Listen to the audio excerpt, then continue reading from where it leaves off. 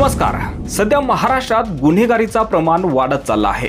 राज्यात वाढत्या गुन्हेगारीमुळे विरोधक सातत्याने सत्ताधाऱ्यांना घेराव घालत असून देखील वाढती गुन्हेगारी काही कमी होताना दिसत नाहीये। अशातच आज शिवसेना ठाकरे गटाने आपल्या फेसबुक पेजवर एक व्हिडिओ पोस्ट केला आहे। त्यात मारहाण करणारा एक तरुण व्यक्ती हा सत्ताधारी शिवसेना शिंदे गटातील कर्जतचे आमदार महेंद्र थोरवे यांचा सुरक्षा रक्षक असल्याचा दावा करण्यात आलेला आहे, जो एका कारमध्ये बसलेल्या व्यक्तीला निर्दयीपणे मारहाण करताना दिसत आहे।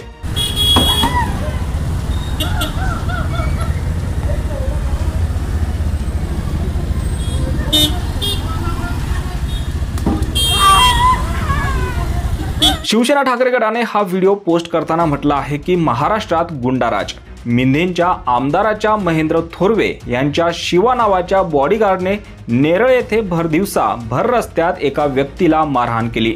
त्या व्यक्तीची बायका मुलं रडत होती, पण कोणी मदतीला यायची हिम्मत केली नाही।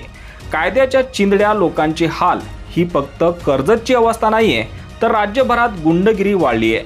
कायदा सुव्यवस्थेची वाट लागली आहे, कारण गुंडांचा म्होरक्याच बेकायदेशीरपणे मुख्यमंत्री पदावर बसलाय, असं म्हणत शिवसेना ठाकरे गटाने शिंदे सरकारवर हल्लाबोल चढवला आहे।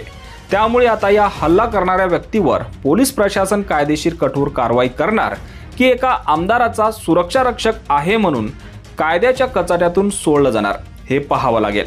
या व्हिडिओवर तुम्हाला काय वाटतं? तुमची प्रतिक्रिया कमेंट बॉक्समध्ये नक्की कळवा आणि असेच राजकीय घडामोडी पाहण्यासाठी चॅनलवर नवीन असाल तर सबस्क्राईब करून बेल आयकॉन दाबायला विसरू नका। धन्यवाद।